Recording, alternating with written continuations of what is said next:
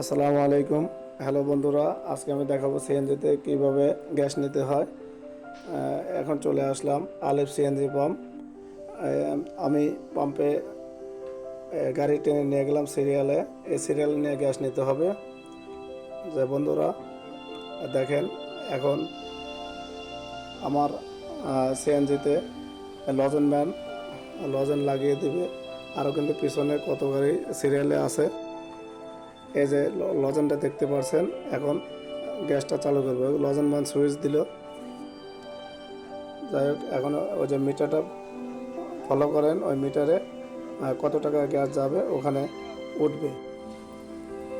যাই হোক বন্ধুরা, দেখতে পাচ্ছেন যে যে ওখানে লিটার উঠছে, টাকা উঠছে, আর আমার কতটুকু গ্যাস গেছে এই যে এই মিটারে সব দেখা যায়। ওখানে পয়েন্ট লেখা আছে যে কতটুকু গ্যাস আমার সিএনজিতে গেল।